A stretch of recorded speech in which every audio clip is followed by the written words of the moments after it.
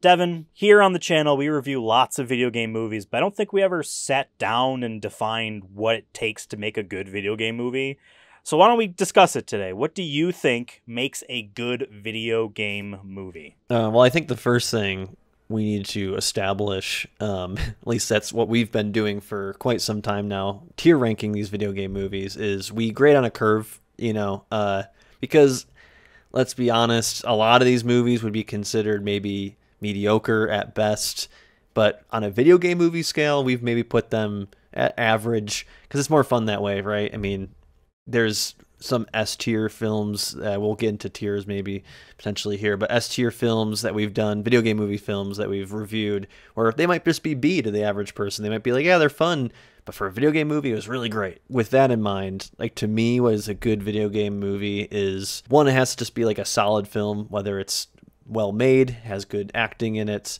There's been some movies we've maybe ranked based off they're so bad it's good, which is which is a fair thing that people even do in regular it's video. It's the entertainment value at the end of the day. Was it a fun time? It's a shit movie, but did we have fun with it? And there's been plenty of movies that, if you look at other reviews of movies that are so bad it's good, right? It's where the term, I think, honestly comes from. But, I think there's a lot can go into what is good for somebody. I know for me, it's just, is it well made, or at least tries to be fun or entertaining? There is an element of how much is it taking from the source material? Is it doing its own thing? Does it at least tie into maybe the stories from the games? But there is some things that, like the Resident Evil movie that we have considered good. We've ranked it B on our video game movie tier scale. It has elements from the games, but it really isn't directly from the games. Leon Kennedy's not even in the first one at all. So, and it's following a new character made for the sake of the franchise, the movie franchise.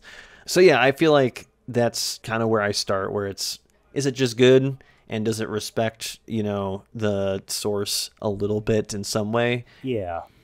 I think that's honestly one of the most important things. Like, yes, a good video game movie just also needs to be a good movie, like, in general. Like, if we had a really good film that also was based on a video game, that's a better video game movie than a bad movie that is more bleeps and bloops in it from the video game. Sure, yes, I mean, that's obvious. And, like, yes, when we say we grade on a curve, like, when we say a movie's fantastic, like, as a video game movie, there are probably a lot more non-video game movies that are way better, that by comparison make our film less fantastic. But compared to the list we got, I mean, you and I personally have watched over 50 of these movies. I would say we're experts at this point. We make a game about it here on the Sonic Movie Show. We have a draft. There's points. Our friend David is involved. It's fantasy football, basically, but with video better game movies. Because it's not sports. It's about real things, video games. Okay. And the movies that they're based off of. So obviously, yes, a good movie, a video game movie has to be a good movie. And even an okay movie feels like a good movie, especially compared to a lot of the bad video game movies that we've kind of seen. But to me, the most important part, is it a video game movie? Yes or no? Okay, so it's based off a video game. Do they care? Did they do a good job making it feel like this is a respectable adaptation of a video game? We're at this point now where there's, I think, earnestly over 50 superhero movies based off Marvel and DC properties since the 80s. I think that's a low estimate. I bet it's over 70 of these movies that are out there. And if you count all the prestige TV shows on streaming services, that probably even goes up higher. A lot of those are based off of the source material, and, I mean, they all are to an extent, but, like, some of them, they seem to really care, or at least have an understanding of those character identities and what they mean. And then some of them are like, here are the flashing colors. Here is the jingling keys. Thank you for your $18 ticket. Buy the steelbook and the action figure. You don't have children. You're buying the action figure for yourself. So for the video game movies, are they doing the same thing? Or are they just like, yeah, here's an Assassin's Creed, man. We got Michael Fassbender. That's why you're mainly here. And yes, he puts a hood on at the end, I think. You think he does that? And we gesture towards the movie.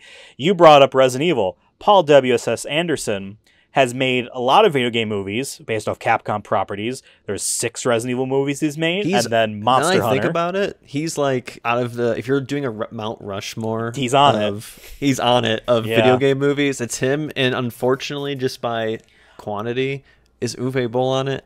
Yeah. All those Resident Evil films, and then Monster Hunter, right? So Monster Hunter was just gesturing towards the video game. Wasn't that great of a film. Here's the monster. See it? Yes. That's what it felt like. And it's super easy when your video game elements are just something you pay a VFX studio to do after you're done filming, and then you walk away, and it's the producer that has to deal with it, you know? He just walks away after that. Some of these video game movies I feel like are the same. But Sonic the Hedgehog, we think, is a very good video game movie. Its sequel, Sonic the Hedgehog 2, an even better video game movie. Those are ones, they're in the real world, and yes, they have to animate Sonic, Tails, Knuckles, and then whatever Eggman shenanigans are going on. But there are real people in that movie, and even despite that, there's real stories, there's real character. There might not be, you know, super interesting overall plot line. A lot of these video game movies generally tend to have, we need to go to a place and do a thing, and then fight someone at the end who we know the whole time is someone we will eventually come into conflict with.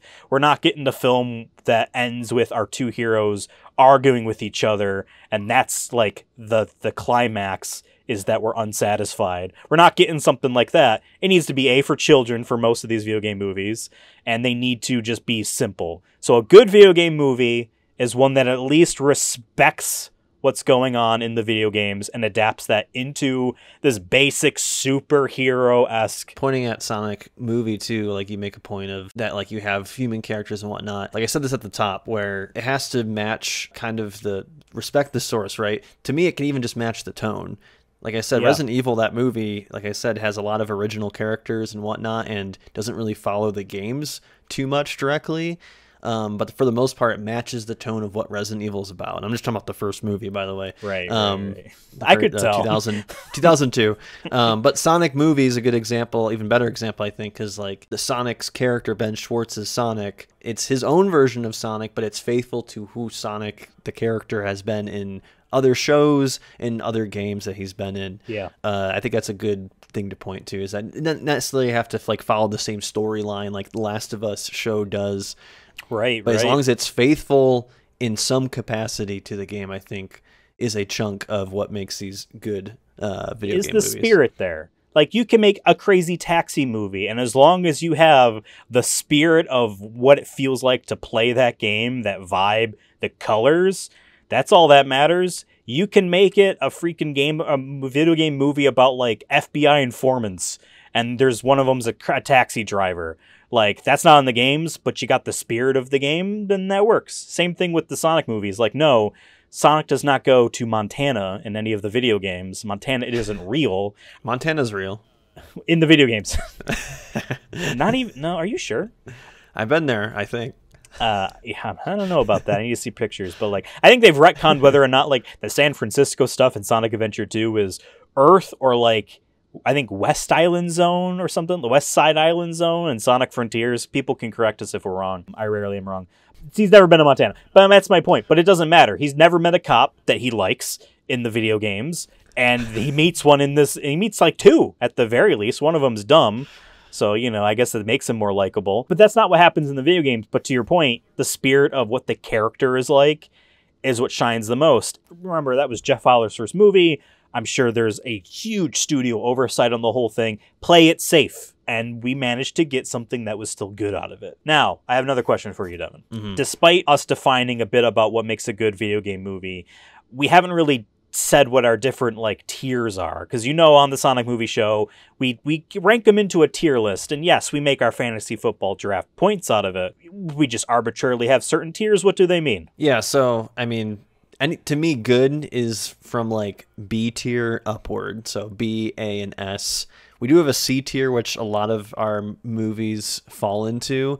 And maybe there's some in there you could argue are maybe good, but I think just for the sake of keeping it simple. And I know in past reviews, we've pointed to B tier being kind of the launching point of, hey, I think this movie's great. Let's start at B and work our way up. Let's compare it to these other movies we've watched.